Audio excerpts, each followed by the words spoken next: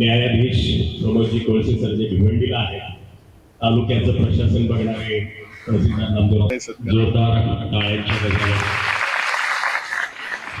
तहसीलदार माननीय Shri Namdevrao Patil sir,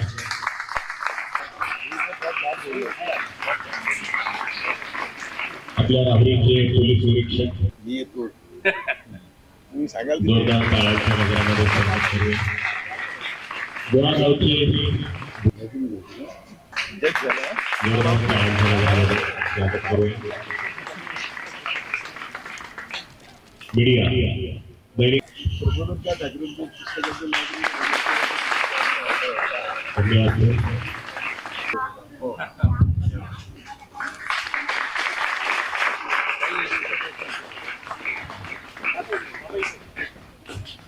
chairman माननीय शिवाजीराव कपाळे अप्पा यांचा सन्मान करत आहोत.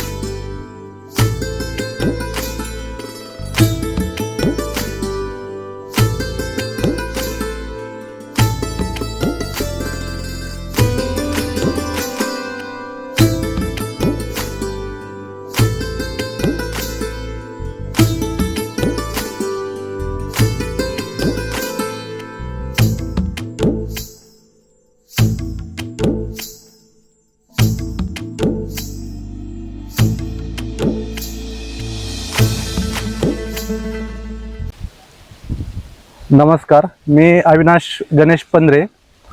जवळजवळ आता 26-27 वर्ष मी आश्रममध्ये राहिलेलो आहे आणि आज आमच्या आश्रमाला 28 वर्ष पूर्ण होत आहेत.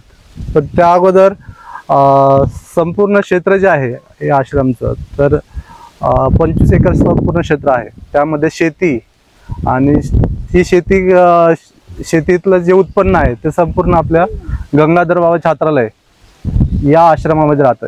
एकूण इथे जवळजवळ 78 विद्यार्थी शिक्षण घेत आहेत. पहिलीपासून तर PG ते KG ते PG पोस्ट ग्रॅज्युएशनपर्यंत इथे मुलं शिक्षण घेतात. शिक्षणाबरोबर मुलांना शेतीचं ज्ञान सुद्धा मिळालं पाहिजे. नुसते शिक्षण घेऊन बाहेर पडू नये, तर शेती मुलांना आपण जे अन्न पिकवतो खातो ते ॲक्च्युली कुठून येतं, कसं येतं, याचं ज्ञान आमच्या आश्रममध्ये असलेल्या जमिनीतून मिळते. त्याचबरोबर शेतीमध्ये सोयाबीन असेल, भुईमुंग असेल, त्यानंतर डाळी असतील, तूर असेल, ऊस असेल, अशा प्रकारचे वेगवेगळे पिकं घेतात. त्याचबरोबर भाजीपाला वगैरे पण घेतात. पण तो भाजीपाला घेताना सेंद्रिय पद्धतीने कसा घेतला जाईल याच्यावर जास्त भर असतो, कारण तो आम्हालाच खायचा असतो सगळ्यांना. त्यामुळे मग सगळ्यात चांगल्या पद्धतीचं उत्तम शेतीचं ज्ञान सुद्धा मुलांना होतं. त्याचबरोबर बाहेर पडताना प्रत्येकाला शेतीची माहिती होते. आणि आज माहिती आहे आपण की प्रत्येकजण म्हणतो की बाहेरच्या याच्यामध्ये की शेतीकडे तृतीयता म्हणजे दुय्यम स्थान तर आहेच, पण उत्तम नोकरी आणि कनिष्ठ शेती याच्याकडे जास्त भर आहेत. तसं न होता आज ज्याच्याकडे शेती आहे तो सर्वात श्रीमंत समजला जातो. आमच्या पद्धतीने तरी आम्ही सर्व मानतो की ज्यांच्याकडे शेती आहे तो आज राजा माणूस आहे. आणि जो आज नोकरी करतोय त्याला त्याचं परड होत नाही, घराचं सुद्धा होत नाही. तर आपण यासाठीच इथल्या मुलांना शिक्षण दिलं जातं की तुम्ही बाहेर जरी पडत असाल तरी या मातीशी जोडले राहा, मातीशी तुम्ही एकनिष्ठ राहा. आणि त्याचबरोबर शेतीत जे काही पीक येत आहे तुमचं, तर त्याच्याबद्दल इतरांना पण माहिती देत चला. आज उत्तम प्रकारच्या आता फळबाग सुद्धा आम्ही घेतोय. शेतीचं पाण्याचं व्यवस्थापन आम्ही सर्व जे आता पहिल्यापासूनची बॅच आलेली आहे इकडे सुरुवातीपासून एक शेततळाचं जे आहे श्रमदानातून तयार केलेलं ते शेत आहे. विहिरीचं व्यवस्थापन आहे. इथे प्रत्येक कामामध्ये विद्यार्थ्यांचा सहभाग असतो. मग ते पेरणीपासून तर पीक काढणीपर्यंत येथील सर्व विद्यार्थी त्याचं शेतीचं नियोजन करतात. आणि मग त्या माध्यमातूनच आज सर्वांना शेतीची माहिती होत जाते. आणि या शेतीच्या भोवताली जे काही झाडं दिसत आहेत किंवा आपल्या छात्रालयामध्ये झाडं आहेत त्या विद्यार्थ्यांनी लावलेली झाडं आहेत. इथे आल्यानंतर अगदी निसर्गाच्या सान्निध्यात आल्यासारखं वाटतं. आणि इथून त्या व्यक्तीला जो बाहेरून येणारा व्यक्ती असतो त्याला जाऊशा वाटत नाही.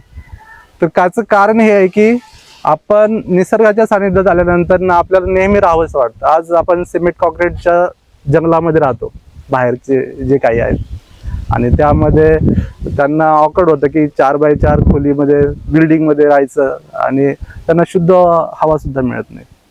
तर ते आज सगळे आम्ही चांगल्या पद्धतीने शुद्ध हवा घेतोय, त्याचबरोबर चांगलं पोषक अन्न खातोय. आणि त्यामुळे आज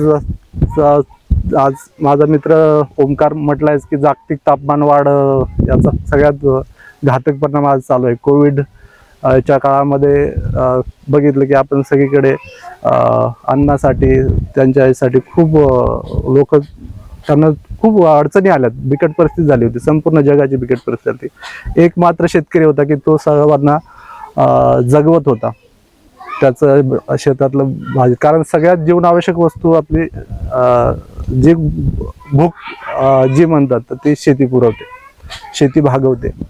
आणि या शेतीच्या माध्यमातूनच आज संपूर्ण जग धान्याच्या रूपानं तृप्त होते. तर आमचं एवढंच म्हणणं आहे, आमच्या सर्व छात्रालयाच्या विद्यार्थ्यांचं एवढंच म्हणणं आहे की तुम्ही जरी बाहेर राहत असाल तरी तुम्ही शेतीकडे वळा, शेतीशी एकनिष्ठ राहा, शेती करा, शेतीला दुय्यम समजू नका.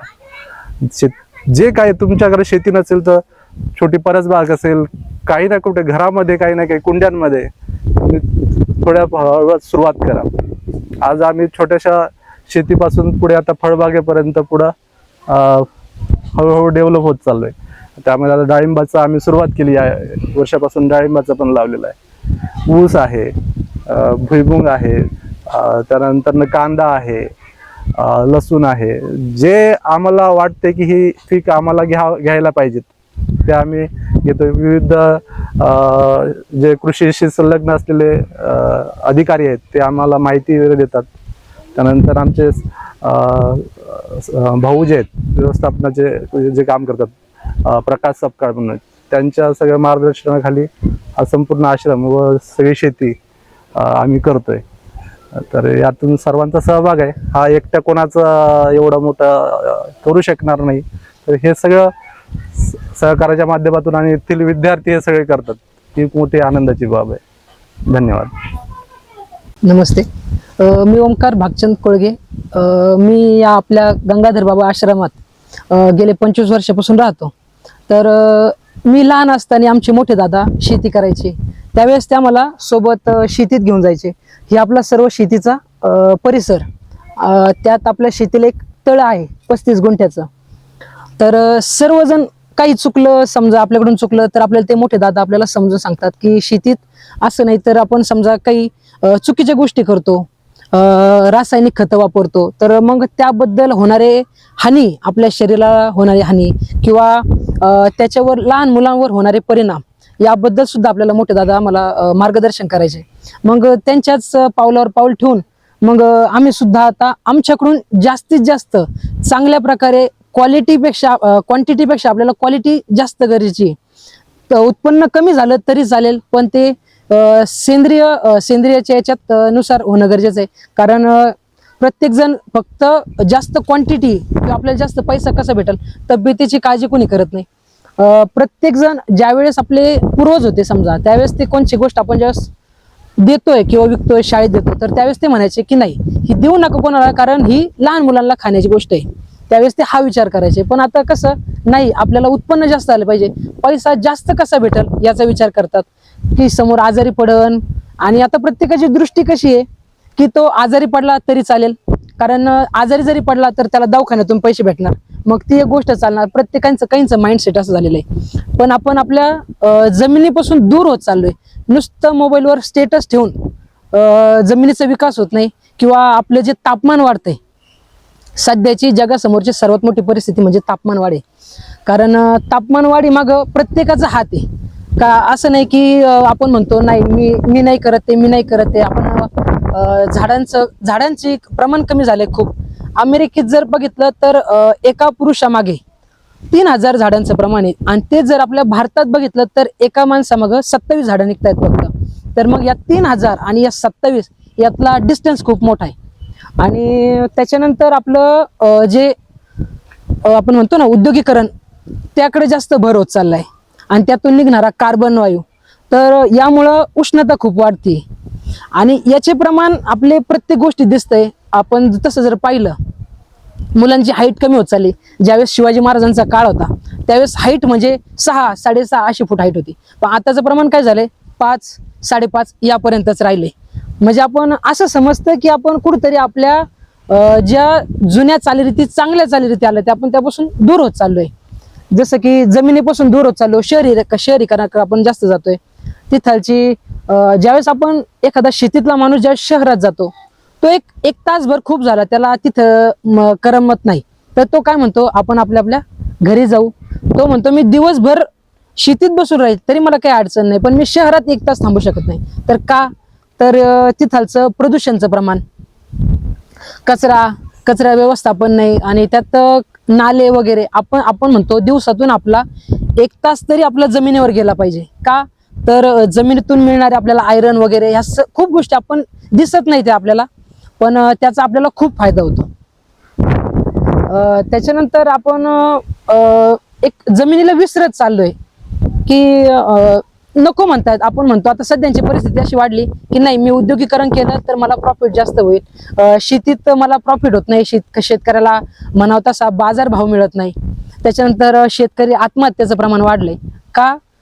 तर शेतकरी हा स्वतः माल पिकवतो. जसा कंपनीवाला, जसा ज्यावेळेस एखादा कॉन्ट्रॅक्टर, समजा एखाद्या कंपनीचा मालक आहे, तो जो त्याचा एखादी वस्तू आहे, समजा पेन जरी बनवला तर तो त्याचा मूल्य तो ठरवू शकतो. पण आपली दुर्दैव असे, आपली शेतीप्रधान देश आहे, कृषी प्रधान देश आहे आपला, तरी पण शेतकरी हा त्याच्या मालाचा भाव ठरू शकत नाही. तर ह्या अशा सर्व काही गोष्टीमुळं शेतकरी आत्महत्या म्हणा, खूप गोष्टी दूर होत चालल्यात. प्रत्येक जण काय म्हणतो, माझ्याकडे एवढी जमीन आहे तर ते मी विकतो आणि एखादी शहरात जाऊन प्लॉट घेतो.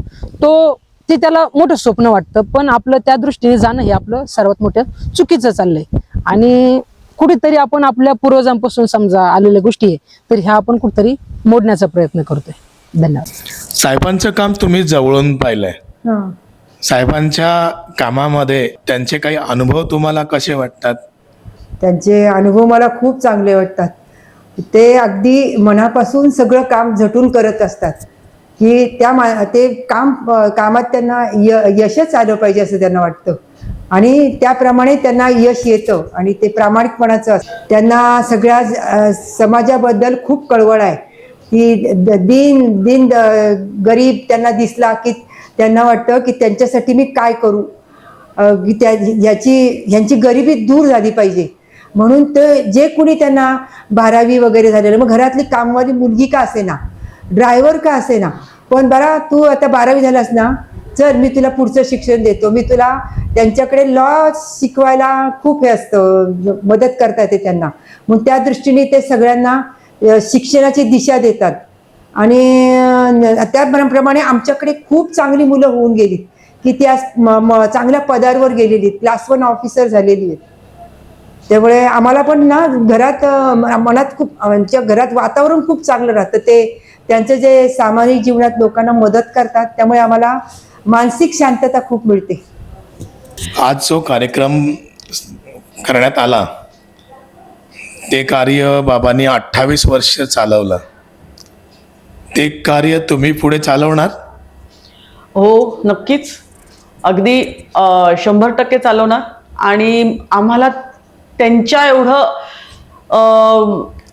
त्यांच्या एनर्जी लेवलनी करता यावं हीच आमची इच्छा आहे.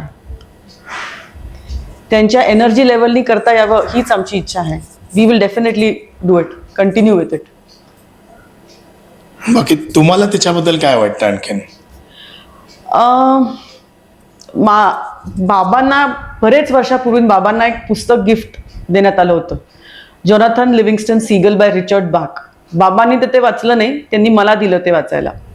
आणि त्या पुस्तकामध्ये त्याची समरी म्हणले तर it was a bird who is trying to learn to fly. पण फ्लाय करता करता त्याला असं वाटतं की नाही, जे माझा लिमिट आहे की सीगल ह्या पक्षाने एवढंच फ्लाय करायला पाहिजे, त्या लिमिटच्या पलीकडे त्याला फ्लाय करायचं होतं. आणि माझे बाबा तसेच आहेत. बाबांना असं वाटलं असेल की बाबा म्हणजे की कोणाला वाटलं असेल की बाबांनी इतक्या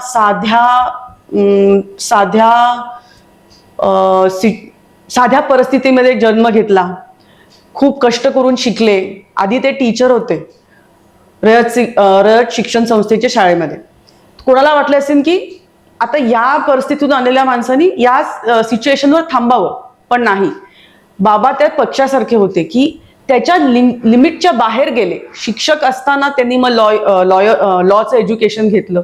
लॉच्या एज्युकेशनच्या पुढे ते स्ट्रगल करून म्हणा किंवा त्यांच्या कष्टानी, त्यांच्या एफर्ट्सनी ते पुढे डिस्ट्रिक्ट प्रॉसिक्युटर झाले, मग हायकोर्ट जज झाले. पण मग त्यांना वाटलं की नाही, आता याच्याही पलीकडे मला काम सोडायचंय. त्यांनी ती हायकोर्ट जजशिप पासून रेझिग्नेशन दिलं. का? कारण he wanted to come back to his roots and help the people like him, who had began like him.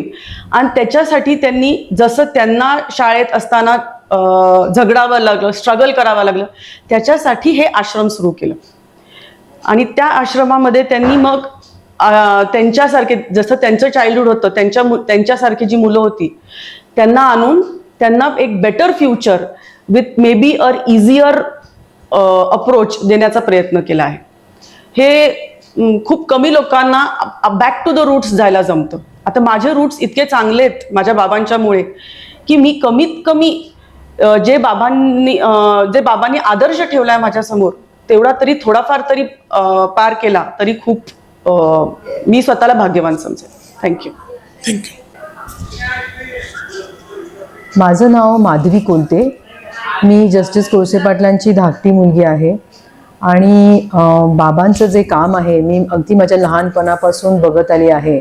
आणि ते जे वेगवेगळ्या क्षेत्रामध्ये, म्हणजे धार्मिक क्षेत्र असो किंवा लोकांच्या इंडस्ट्रीयल कारणांमुळे ज्या फाईट्स असो किंवा अनाथ मुलांच्यासाठी हे जे आता आश्रम काही वर्ष बाबांनी हे सुरू केलं आहे, या सगळ्या गोष्टींना मी विटनेस आहे.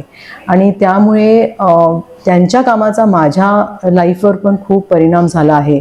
मी लॉची डिग्री घेऊनही आर्टिस्ट म्हणून स्वतःला डेव्हलप केलं. आणि हा प्रोफेशन परस्यू करताना मला नेहमी सोशल अँगल मनात राहिला, कारण मी बाबांचं काम लहानपणापासून बघत आले आहे आणि तेच मी माझ्या आर्टमधून एक्सप्रेस करत आले आहे. मी एन्व्हायरमेंटल सब्जेक्ट्सवर जास्त काम केलं आहे आणि त्याच्याबद्दल एक्सप्रेस करणं हे मी माझ्या वडिलांकडूनच शिकलं आहे. बाबांचं काम खूप मी म्हणेल करेजियस आहे.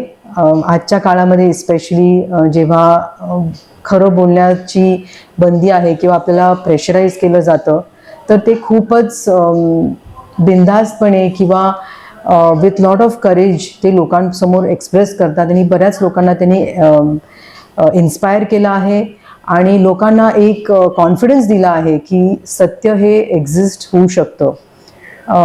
तर मी म्हणेल की I am extremely proud of Baba's work आणि आय होप त्यांचं काम पुढे लोकांच्या लक्षात राहील आणि मीही प्रयत्न करेन की बाबांचं काम लोकांसमोर येईल. आणि आत्ता सध्या मी जे शेतकऱ्यांबरोबर काम करते आहे, that is actually complimentary to what Baba is doing for all sections of society.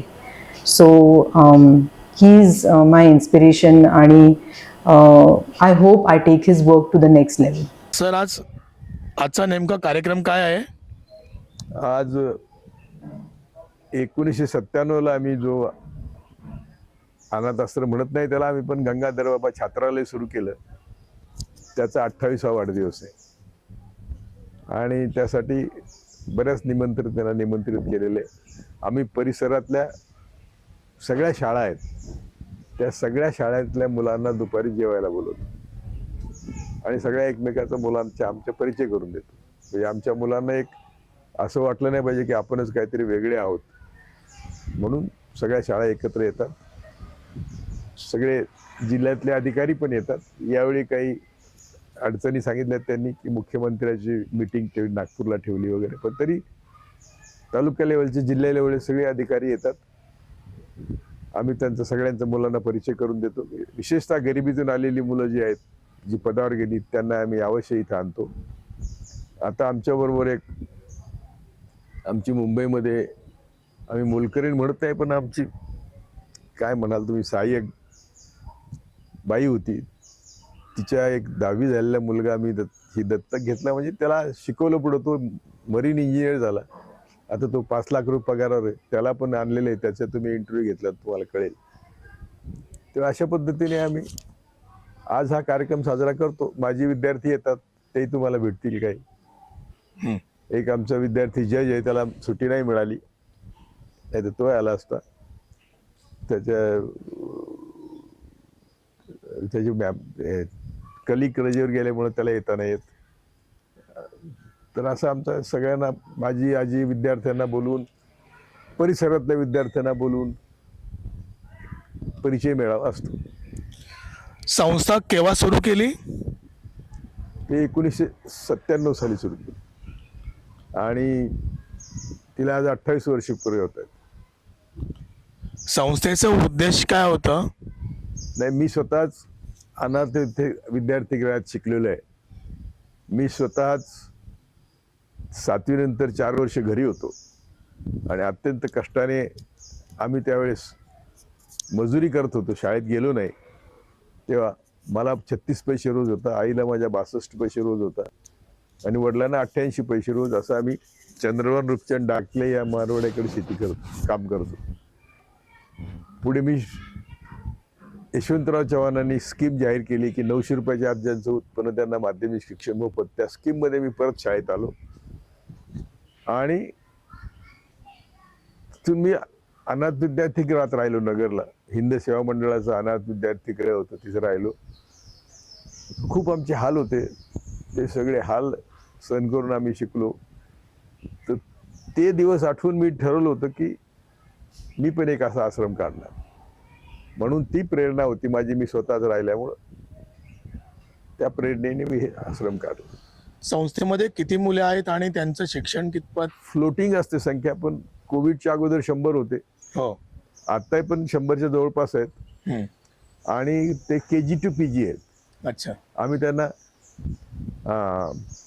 Doctor engineer करत नाही, कारण आमच्याकडे तसे पैसे नाहीत. पण आम्ही सगळ्यांना वकील तर करतोच, किंवा बाकी सगळे MA MCOMचे कोर्सेस जे इथे अवेलेबल आहेत शिकवतो.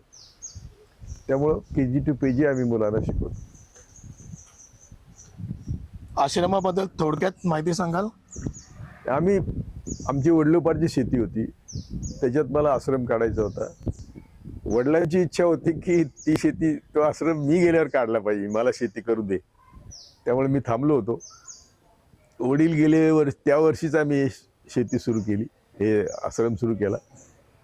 छोट्या प्रमाणात होता, पण आम्ही असं ठरवलं की, म्हणजे मी न्यायमूर्तीपदा राजीनामा देतानाच ठरवलं की आपण कोणाचाही पैसा न घेता, काही न हे करता, गाडगेबाबांच्या पद्धतीने, मी गाडगेबाबांच्या चरित्र वाचूनच राजीनामा दिला होता न्यायमूर्तीपदाचा.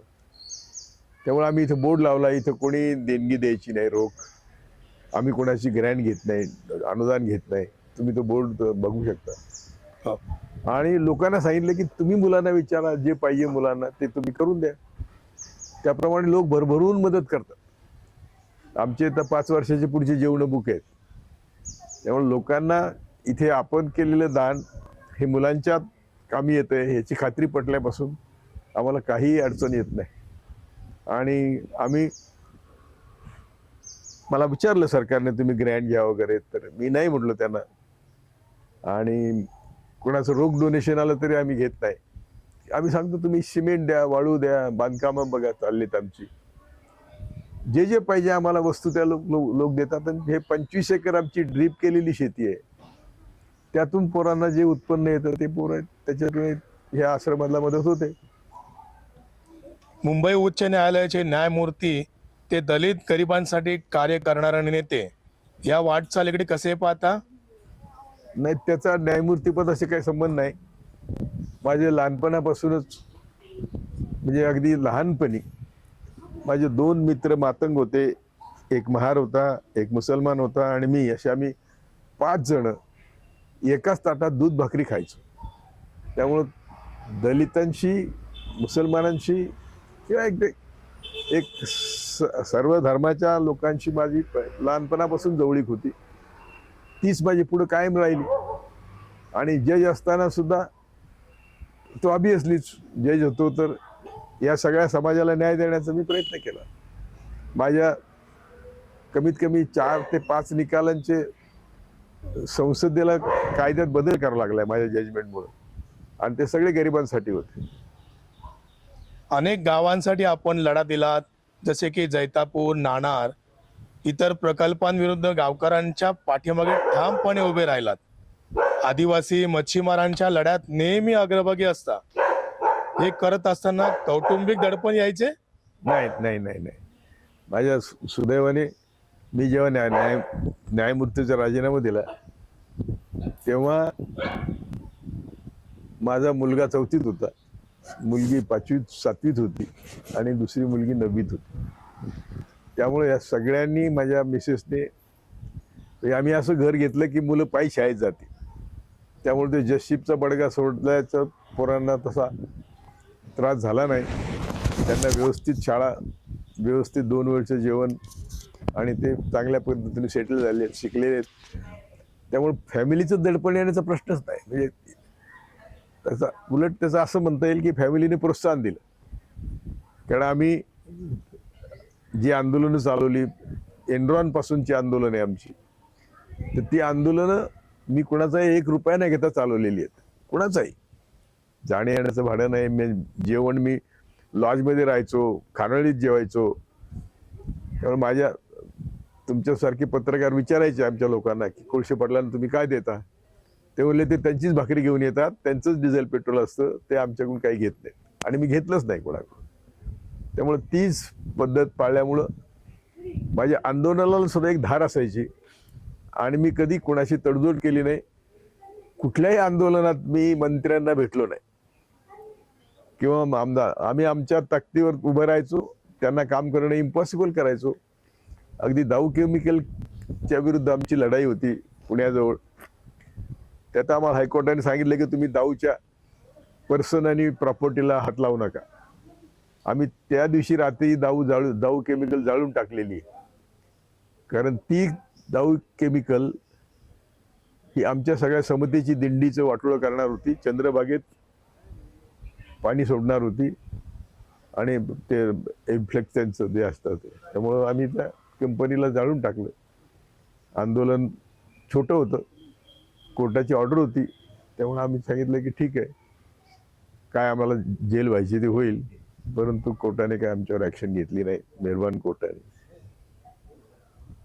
लोकशाहीसाठी, देशाच्या एकात्मेसाठी, संविधानाच्या रक्षणासाठी ईव्हीएम विरुद्ध लढा, याबद्दल आपले काय मत आहे? मी 2013 पासून त्याच्याविरुद्ध लढतोय. म्हणजे काँग्रेसच्या राज्यातच लढत होतो. मी सुप्रीम कोर्टात पिटिशन केलं होतं आणि त्यावेळेस बरेच पिटिशन होते. त्यामध्ये ऑर्डर झाली होती की ईव्हीएम डिपेंडेबल नाही आणि म्हणून त्याला VVPATची सोय केली पाहिजे. ते पण फ्रॉडच निघाले. त्यामुळे ईव्हीएम विरुद्ध लढा आमचा 2013 पासून आजपर्यंत चालू आहे. दहशतवाद, ब्राह्मणवादी, मनुस्मृतीवादी, शोषणवादी, हिंसक प्रवृत्तीकडे आपण कसे पाहता? 1976 पासून जेव्हा मला समजायला लागलं तेव्हापासून मी सांगतो की आमच्या सगळ्या दुःखाचं मूळ विषारी ब्राह्मणवाद आणि संघी विचाराचं आणि संघ हे आमच्या सगळ्या दुःखाचं मूळ आहे असं मी 1976 साली डॉक्टर बाबासाहेब आंबेडकर कॉलेज औरंगाबादला माझा पहिला पब्लिक अपीअरन्स होता शाहू जयंतीचा, असं 26 जून वगैरे. आणि तेव्हापासून मला लहानपणीच तुम्हाला एक आठवण सांगतो की मी 8वीला गेलो तर मी 4 वर्ष मजुरी करून गेल्यामुळे मी होतो 18 वर्षाचा आणि बाकी सगळी मुलं होती 14 वर्षाची. तर मी वर्गात पहिले यायला लागलो. तर ते कारखान्याचं शुगर फॅक्टरीचं हायस्कूल होतं, तिथला चीफ केमिस्ट आत्रे म्हणून त्यांची मुलगी माझ्या वर्गात होती, चीफ इंजिनियर कुलकर्णी म्हणून त्यांचा मुलगा माझ्या वर्गात होता. मी पहिला यायचो म्हणून ते तक्रार करायला आले की हा कसा पहिला येतो. माझे वडील रस्त्यावर माती टाकत होते, रोडकुली होते.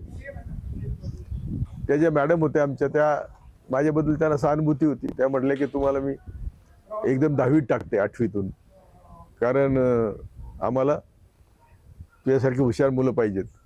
पण यांनी तक्रार केल्यावर त्यांनी मला सल्ला दिला की तू हे हायस्कूल सोडून दे, तू इथं काही तुझा विकास करू शकणार नाही. कारण मी हिंदी परीक्षा दिली त्यात पहिला आलो, इंग्लिशची परीक्षा दिली त्यात पहिला आलो, म्हणजे वेगवेगळ्या बाहेरच्या परीक्षा पण. तर मग मी नगरला गेलो अनाथ आणि नगरला ते फक्त मागासवर्गीयांसाठी होतं ते वसतिगृह, किंवा मग निवडक ब्राह्मणांच्या मुलांसाठी होतं, बाकीच्यांना ते प्रवेश देत नव्हते. पण मी त्या डॉक्टर कुलकर्णी म्हणून फार सहृदयी माणूस होता. ते म्हणले की नाही तुला ठेवता येणार नाही, आम्हाला तुझी ग्रँड नाही मिळणार, आम्हाला ग्रँड मिळते ते फक्त मागासवर्गीयांची मिळते. आणि माझ्या देखत काही ब्राह्मणांची आता ते ब्राह्मणवाद तर होताच त्यावेळी सुद्धा. तर मी त्यांच्या मागे 2-3 किलोमीटर ते सायकलवर यायची व्यवस्था बघायला, त्यांच्या मागे पळत होतो, मला ऍडमिशन द्या, मी रडत होतो.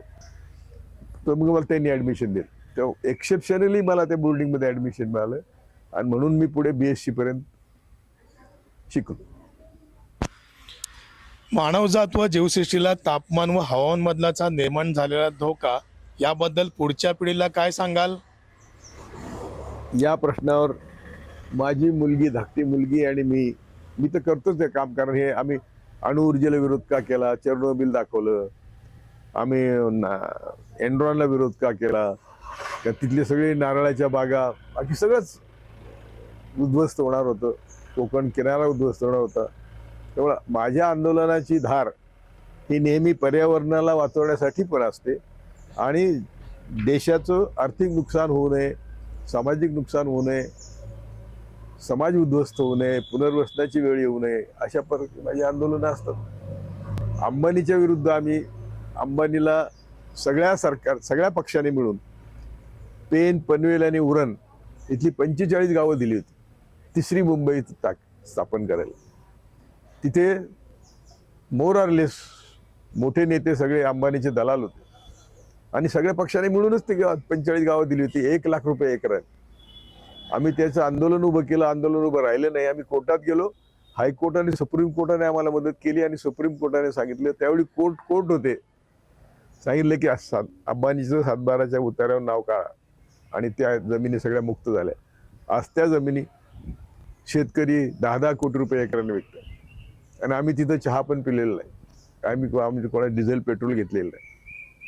त्यामुळे तुमचा जो अँगल आहे पर्यावरणाचा, तो आम्ही कायम पर्यावरणाची एक दिशा लक्षात ठेवून आम्ही लोकांना सांगतो की हेच आपलं जग आता क्षणिक राहिलेलं आहे. माझं स्वतःचं मुंबईला चर्चगेटला घर आहे, तर मी मुलाला सांगितलं की हे 10-20 वर्षात जाणार आहे, एवढी परिस्थिती वाईट आहे. तेव्हा आम्हाला अल्पकल्पना असून उपयोग नाही. ही जी भांडवलशाही आणि ब्राह्मणशाही आमचे 2 शत्रू आहेत, त्यांना तुम्ही मरताय का जगताय याचं काय घेणं नाही. ब्राह्मणांना सत्ता पाहिजे आणि भांडवलदारांना पैसे पाहिजे. तुम्ही हिमालयात खाडी काढायला लागलेत, मग समुद्रात खाली खाणी काढायला लागलेत, खनिजं काढायला लागलीत, तर कोण काढतंय? भांडवलदारच काढतात. आणि जगात देशाची पॉलिसी कोण ठरवतंय? हे ब्राह्मणवादीच ठरवतात. त्यामुळे ब्राह्मणवाद आणि भांडवलशाही आमचे खरे शत्रू आहेत हे बोलायला सुद्धा लोक घाबरतात. आणि त्यामुळं आमच्या समाजाला खरे शत्रू आमचे कोण हे सांगायला समजायला मार्ग नाही. सगळा मीडिया त्यांचा, टीव्ही त्यांचे, प्रसारमाध्यम त्यांची.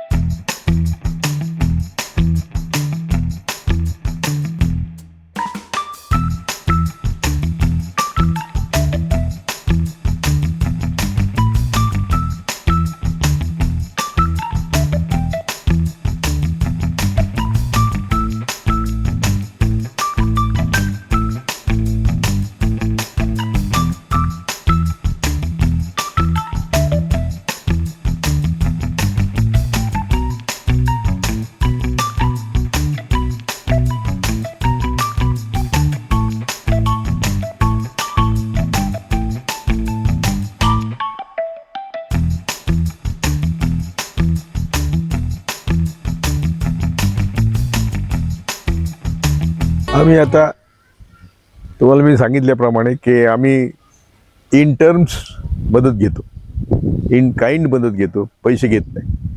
आता ह्या वाळूचे ढीग आहेत, याचे ढीग आहेत बघा, खडीचे ढीग आहेत, तिकडे वाळू आहे, इकडे वाळू आहे, इकडे वाळू आहे, तिकडे वाळू आहे. सिमेंटचं एक गोडाऊन आहे. आता परवाच आम्हाला एका ट्रेड युनियनने 150 गोण्या सिमेंट दिलं. तर ज्या दुकानदाराकडे घेतलं तो म्हणला की तुम्ही 150 देता तर आम्ही तुम्हाला आणखी 50 देतो. 200 गोण्या सिमेंट दिलं. सौर ऊर्जेची व्यवस्था आहे, इथे सगळे गोडाऊन आहेत. आता तिथे कांदे आहेत, सोयाबीन आहे, भाव नाही म्हणून ते ठेवलेलं आहे. आणि ही 4 एकर जमीन या 25 एकरातली, हे बघा त्याला कंपाऊंड आहे पलीकडे, अशी कार्व आउट करून इथे आश्रमाच्या भाज्या होतात, बाकीचं फळझाडं आहेत, नारळाची झाडं आहेत, सगळ्या आम्ही शेताच्या कडेला नारळ लावलीत. आपण दाखवतो तुम्हाला मी. तर तिकडे बघा सौर ऊर्जेचे पॅनल आहेत, ट्रॉली देत आहे, कोणी गोडाऊनचे पत्रे देत आहेत. जे लागेल विचारतात इथे येऊन लोक, तुम्हाला काय पाहिजे, आणि त्याप्रमाणे लोक देतात. माझे गुरु न्यायमूर्ती सावंत, माझी आई, माझ्या गुरु सावंतांची पत्नी, या सगळ्यांच्या अस्थी इथे आम्ही गाडलेल्या आहेत. आणि त्या तिथे त्यांना आम्ही हे लोक जे इकडे इकडे गंगेला पळतात, याला पळतात, ते आम्ही तसं काय केलेलं नाही. आईचं तर माझ्या रक्षा इथंच ते झाडं लावली तिच्या आंब्याची, तिला आंबे मुलांसाठीच करायची ती सगळं. तर तिचे सगळ्या अस्थी सुद्धा आम्ही मुलांसाठीच इथं हे करून ठेवलेले आहेत. आणि सगळं करताना आम्हाला एक व्यवस्थित बदल व्हावा. आमच्या मुलांची लग्न आम्ही करतो ती पण कुठल्या वैदिक पद्धत, ही कुठल्याच पद्धतीने नाही, नुसते रजिस्टर लग्न करतो, लोकांना जेवण देतो. असा आमचा प्रयत्न आहे की समाजाने अंधश्रद्धेतून बाहेर पडावं.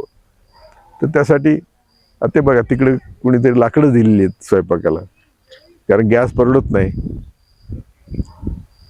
तिकडे आता त्या ट्रॉल्या आहेत, इकडे हे बघा जनरेटर दिलेलं आहे एका बँकेने.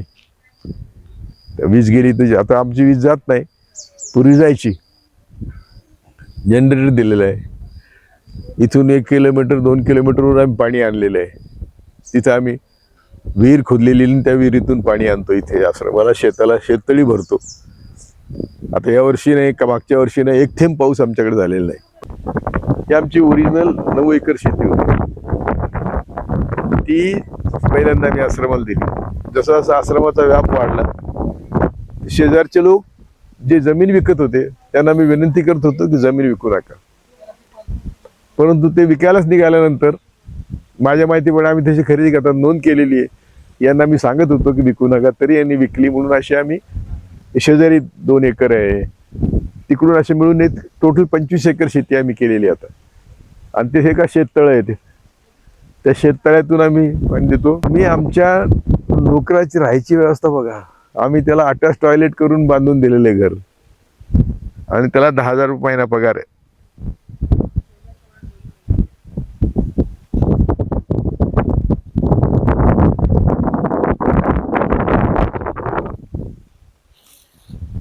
शेतीला मी दाखवले गडी ठेवलेले आहेत, पण मुलांचा सुद्धा शेतीत सहभाग असावा. कर्मवीर भाऊराव पाटलांचा जो आदर्श होता त्याप्रमाणे मुलांनी सुद्धा आपल्या मातीशी नातं जुळलं पाहिजे, मातीत हात घालावेत असा आमचा प्रयत्न आहे. म्हणून थोडंच काही काम शेतीचं, कधी पाऊस आला त्याच्या अगोदर पीक काढायचं आहे तर ते मुलं काढून घेतात. किती ही फॅसिलिटी कोणाकडेच नाही की जर गहू आहे तर आम्ही 1 तासात काढू शकतो, सोयाबीन आहे आम्ही 1 तासात काढू शकतो. एकदम मुलं जातात फलटण काढून घेऊन येतात. ती अशी आणीबाणीच्या वेळेला शेतीची कामं जी आहेत आम्ही मुलांकडून करून घेतो आणि ती मुलं खुशीने करतात. तर सौर ऊर्जा आहे, आम्हाला सगळेच मदत करतात. नितीन राऊत ऊर्जा मंत्री होते आणि आमचे तनपुरे, प्राजक्ता तनपुरे स्टेट मिनिस्टर होते. त्यांनी दोघांनी म्हणून आम्हाला मदत केली. हे सौर ऊर्जेचे युनिट सरकारचं मोफत दिले, आमच्या त्या MSEBीच्या याला जोडून दिले. त्यामुळे आम्हाला MSEBीचं बिल आता 0 येतं ह्याच्यामुळं. असंच जे जे लोक सांगतात, जे जे लोक विचारतात ते आम्ही सांगतो त्याप्रमाणे होतं. आता हे मीटर कोणीतरी बांधूनच दिलेलं आहे आणि सौर ऊर्जा त्याने दिलेली. हे गोडाऊनला कुठून तरी पत्रे, कोणीतरी पत्र देतं, कोणीतरी काय असं ते केलेलं आहे. त्यामुळं एक उत्कृष्ट वास्तू उभी राहावी विद्यार्थ्यांसाठी. हे 4 एकर आम्ही एवढ्यासाठी केलंय, तिथं येणे करावा लागतो, तो येणे करून घेतलाय आश्रमासाठी. आणि तिथेच भाज्या बिज्या करतात पोरांच्या आणि तिकडे पिकं होतात. आता सोयाबीन, गहू विकून जे पैसे येतील ते आम्ही कोणाचे 2 लाख कर्ज घेतले ते द्यायचं आहे. शेती करताना पैसे घ्यावेच लागतात पैसे. तर ते आता हे विकायला भाव नाही आहे, सोयाबीनला, कांद्याला भाव नाही सध्या. गहू आम्हाला 100 पोते लागतात, तर ते शेतातूनच येतात. आणि मग बाकीचं मीठ मिरचीचं लोक खर्च करतात जेवणाचा. ही वॉशिंग प्लेस आहे जेवणानंतर मुलांचे हात धुवायचे वगैरे किंवा पाहुण्यांचे सुद्धा. आणि हे भांडी घासायचे प्लेस आहे ही. त्यामुळं आम्ही असं कुठं घाण राहील, गिचमिचर राहील असं काही करतच नाही आश्रमात. हे सगळे कोणी शेगड्या दिलेले आहेत, पोळ्याचं मशीन दिलंय, भाजी कटरचं मशीन दिलंय, दोन्ही 2 खोल्या किचनच्या आहेत. आणि ते बघा, ते आमची ती माजी विद्यार्थ्याची पत्नी आहे. जरा इकडे बघ. तर माजी विद्यार्थी सगळे येतात, त्यांची या कार्यक्रमाला येतात, त्यांना सगळ्यांना आम्ही कामालाच लावतो, इथे कामच करतात सगळे. इथं आम्हाला लायब्ररी बांधायची. हा लायब्ररीचा आणि तिथं पुस्तक कुठली असावी याच्यावर आम्ही अच्युत गोडबोले यांचा सल्ला घेतला आहे. आणखी आमचे फुले शाहू आंबेडकरवादी जे लोक आहेत त्यांचे सल्ले घेतलेत, त्याची पुस्तकांची यादी आम्ही तयार केली. माझी मोठी स्वतःची लायब्ररी आहे, ती पण आम्ही इथेच देणार आहे. तर हे आम्ही वरचा मजला बांधण्याचं आमचं प्रपोजल आहे. त्यात पहिल्यांदा इथे लायब्ररी करायची आहे. त्याचे डोनर आहेत पद्माताई शिरोळे म्हणून आमच्या नातेवाईकच होत्या, त्यांचे व्याही आहेत सुरेश हुले, ते खर्च करा. आता आम्हाला काय पाहिजे, आता आमच्याकडे सिमेंट आहे, वाळू आहे, खडी आहे, आम्हाला मजुरी पाहिजे. लोखंड पाहिजे तर ते देतात. त्याप्रमाणे हे वरचा मजला पण आम्हाला बांधायचं आहे. म्हणजे याच्यावर आम्ही किती 2-3 मजले बांधू शकतो, पण एक मजला बांधू, काहीच नाही. इथं माझी मोफत 5वी पर्यंत इंग्रजी मीडियम स्कूल काढायचा विचार आहे. जसं त्या मुलांचं इंग्लिश दुसरं कुठेच होणार नाही तयार, तेवढं इथे करून घ्यायचा माझा विचार आहे. तो आता कालांतराने मीच आता 84 वर्षात पदार्पण करतोय, त्यामुळे मी किती जगू शकेल तेवढं त्याप्रमाणे सगळं करू. नमस्कार, मी प्रकाश सपकाळ उर्फ पप्पू सपकाळ. मी गंगाधर बाबा छात्रालय या छात्रालयाचा गेल्या 28 वर्षापासून व्यवस्थापक म्हणून मी काम बघतो. गंगाधर बाबा छात्रालय हे जे छात्रालय किंवा आमचा जो हा अनाथ आश्रम आहे, न्यायमूर्ती कोळसे पाटील साहेब यांच्या मार्गदर्शनाखाली 1997ला सुरू केलेला. तसं कोळसे पाटील साहेबांचा परिचय मला अगदी 92-93 पासूनच होता. मी यापूर्वी ज्या संस्थेत शिकत होतो त्या संस्थेमध्ये साहेबांचं सातत्याने येणं, त्या आश्रमाला मदत करणं किंवा तिथल्या मुलांशी हितगुज करणं, या माध्यमातून मी साहेबांना अनेक वेळा बघितलेलं आणि त्यांचं एक सामाजिक मुलांबद्दलचा आपुलकी, त्यांच्याबद्दलचं प्रेम हे मी तेव्हा पण जाणून होतो. पण प्रत्यक्षात त्यांच्यासोबत काम करण्याची जी संधी मिळाली तर ती 1997 पासून. 1997 पासून न्यायमूर्ती साहेबांच्या मार्गदर्शनाखाली गुहा, तालुका राहुरी, जिल्हा अहमदनगर या ठिकाणी हा आम्ही अनाथ आश्रम चालवतो. साहेबांनीच दान केलेल्या, आश्रमाच्या नावावरती केलेल्या 25 एकर शेतामध्ये आम्ही हा आश्रम चालवतो. आश्रम चालू करण्यामागे साहेबांचा जो उद्देश होता की त्यांचं जे लहानपण गरिबीत आणि त्यांच्या अडीअडचणीमध्ये गेलेलं ते इतरांच्या नशिबी येऊ नये, इतरांच्या हिश्श्याला येऊ नये. आपल्यासारख्या वंचित, गरीब, निराधार मुलांना शिक्षण मिळावं, 2 वेळेचं चांगलं जेवण मिळावं, त्यांना चांगला निवारा मिळावा, त्यांनी मोठे मोठे स्वप्न आपल्या आश्रमाच्या माध्यमातून बघावं, या उद्देशाने साहेबांनी हा आश्रम चालू केला आणि तो आजपर्यंत त्याच कसोटीवरती खरा ठरतो. आश्रमामध्ये पहिलीपासून तर MBA, MCA, BJ, MBA, MCA, BCA, engineering, law असे वेगवेगळ्या कोर्सेसला मुलं जातात आणि त्या सगळ्या मुलांचं शिक्षण साहेबांच्या माध्यमातून होतं. तर ते कसं की साहेब जसं काही मुलांना फी भरावं लागतं, तर ती वेगवेगळ्या स्कूल, कॉलेजमध्ये साहेबांच्या माध्यमातून आम्हाला फ्री ॲडमिशन मिळतं मुलांना. त्यामुळे मुलांना पुढचं उच्च शिक्षण घेणं सोपं जातं. बाकी पण आश्रमाची जी वाटचाल करत असताना लागणाऱ्या ज्या काही मुलांना अन्न असेल, वैद्यकीय सेवा असेल, इतर सगळ्या सुविधा ह्या बऱ्याचशा साहेबांच्या माध्यमातूनच आश्रमाला उपलब्ध होतात. आणि आश्रम आणि साहेब हे एक समीकरण आहे अगदी, कारण त्यांच्याशी ते पूर्ण होऊ शकत नाही. आम्ही थोडक्यात असं म्हणू की मला थोडी काही जरी अडचण आली की मी साहेब सोडून मला दुसरा काही पर्याय नसतो. आणि साहेब तेवढे वडील म्हणून सातत्याने आमच्या सगळ्या अडचणी जाणून घेऊन त्याच्यावर लगेच आम्हाला मार्ग काढून वडिलासारखं ते आम्हाला मदत असते त्यांची. तर ती पाठीमागे जे छत्र आहे ना, जे वडिलासारखं जे छत्र आहे, वडिलासारखी जी भूमिका आहे ते साहेब नेहमी पार पाडतात आणि त्यामुळे मला हे काम करणं सोपं जातं. इथं मी आणि माझे मिसेस असे दोघं मिळून आम्ही इथं काम बघतो. माझ्या जोडीला आश्रमातले मुलं असतात. श्रमाची मुलांना आवड असावी या उद्देशाने आम्ही शेतामधले सगळे कामं मुलं करतात. अर्थात त्यांचं शिक्षण करूनच ही सगळ्या गोष्टी करतो आम्ही, पण आश्रमातले प्रत्येक काम जसं किचनचं असेल, शेतीतलं असेल, परिसराची स्वच्छता असेल, मोठ्या मुलांनी छोट्या मुलांची आंघोळ घालून देणे, कपडे धुवून देणे, त्यांची व्यवस्था ठेवणे, ही बहुतेक कामं आश्रमातली मुलं करतात. एकमेकाला मदत करतात आणि एकमेकाचा अभ्यास घेणे, मोठे मुलं त्यांना कॉम्प्युटरचं प्रशिक्षण देणे, लायब्ररीचं नियोजन बघणे, हे सगळे मोठे मुलं करतात. त्यामुळे बाकीच्या स्टाफची कधी गरज पडत नाही. आम्ही आमचं एक परिवार म्हणून आश्रम चालवतो. आश्रमाची जी शेती आहे त्या शेतीमध्ये वेगवेगळे पिकं घेतो आम्ही. आश्रमाला लागणारा गहू असेल, तुरी असेल, मूग असेल, भुईमूग असेल, हरभरा असेल, जे आश्रमाला लागणारं धान्य आहे ते आम्ही इथंच पिकवतो. आणि ह्या सगळ्या पाठीमागे मुलांची मेहनत असते.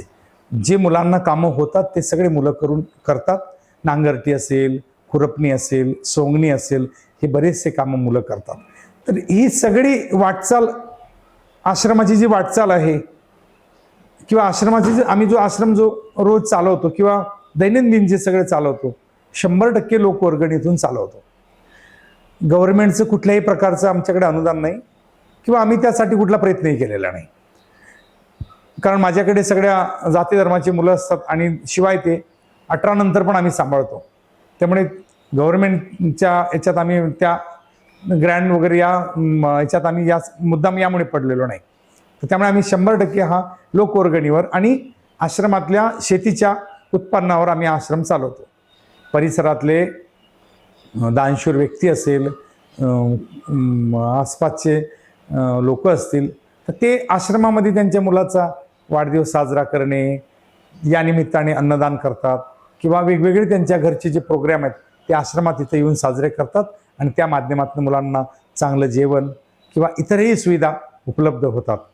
पण ह्या सगळ्या गोष्टी करत असताना, ह्या सगळ्या गोष्टी आम्ही जेव्हा हे करतो, तर या मुलांनी, हे मुलं जेव्हा शिकून जेव्हा बाहेर पडणार आहेत, तर त्यांनी सुद्धा समाजाचं काम करावं, आपल्यासारख्या वंचित निराधार मुलांना मदत करावी, या हाच कायम साहेबांचा हेतू असतो. जे साहेबांनी इतरांसाठी केलं किंवा या मुलांसाठी केलं, आश्रमाचं नाही तर आश्रमाच्या बाहेर सुद्धा शेकडो हजारो मुलांना साहेब मदत करतात. शिक्षणाची मदत असो, आरोग्याची मदत असो, कोणतीही मदत असो, ती वेगवेगळ्या माध्यमातून साहेब करत असतात. म्हणून साहेबांची पण मुलांकडे ही अपेक्षा असतं की त्यांनी समाजाचं काम करावं आणि त्यामुळे आम्ही ते पण मुलांना शिकवतो. त्यामुळे आश्रमातली जी मुलं बाहेर पडल्यानंतर सुद्धा समाजातल्या वेगवेगळ्या ठिकाणी, वेगवेगळ्या कामांमध्ये, वेगवेगळ्या याच्यामध्ये ते समाजाच्या फ्लोमध्ये असतातच. समाजाला मदत वेगवेगळ्या माध्यमातून करण्याचा त्यांचा प्रयत्न असतात आणि ते करत असतात. याच पद्धतीनं एक पिढी घडवण्याचं कार्य आम्ही साहेबांच्या, न्यायमूर्ती कोळसे पाटील साहेबांच्या माध्यमातून आम्ही इथं करत असतो. साहेबांचं आश्रमावर असलेलं प्रेम, साहेबांची असलेल्या आश्रमाबद्दलची आपुलकी, मुलांबद्दलचं प्रेम, हे सर्व श्रुत आहे. मुलांबद्दल त्यांना फार वेगळं प्रेम आहे. मुलांच्या शैक्षणिक इतर सगळ्या सुविधांकडे त्यांचं सातत्याने लक्ष असतं. आम्ही जेव्हा कुठल्या कॉलेजला, कुठल्या कोर्सेससाठी जेव्हा ॲडमिशन किंवा इतर गोष्टीला जातो, आम्हाला जेव्हा जेव्हा कधी अडचणी येतात तेव्हा आम्ही साहेबांना फोन करतो आणि साहेब तिथं ॲडमिशन मिळवून देणे. बरं, शिक्षणच नाही तर शिक्षण झाल्यानंतर त्याला जॉब बघायचा असतो. मग आता आम्हाला जॉब कोण देणार, बाहेर आम्हाला कोण ओळखणार, तर परत आम्हाला साहेबाशिवाय काही पर्यायच नाही आणि साहेबच आमचे वडील आहे. त्यामुळे परत साहेबांच्याच माध्यमातून परत त्यांना जॉब मिळवून देणे, त्यांना वेगवेगळ्या कंपन्यांमध्ये, वेगवेगळ्या ठिकाणी त्यांना जॉब मिळवून देणे, या माध्यमातून आम्ही साहेबाच्या माध्यमातून आजपर्यंत आश्रमाचे जवळपास 250 ते 300 मुलं स्वतःच्या पायावर उभे आहेत आणि ते आमच्या आश्रमापेक्षाही मोठे झालेले आहेत आणि ते फक्त साहेबांमुळे झालेले आहेत. या आश्रमाचं काम करत असताना आणि साहेबांसोबत काम करत असताना मी फार फार आनंदी आहे. माझं हे भाग्य आहे की मला साहेबांसोबत, न्यायमूर्ती कोळसे पाटील साहेबांसोबत काम करण्याची संधी मिळाली. त्यांचं सतत माझ्यावर जसं मुलासारखं प्रेम असतं, माझी काळजी घेतात ते, हे त्यांच्यासोबत मला या निमित्ताने काम करण्याची संधी मिळाली आणि गेल्या मी आज 28-29 वर्षापासून साहेबांसोबत जे काम करतो, तर मी रोज नवीन त्यांच्याकडनं नवीन शिकत असतो. अगदी नमस्कार.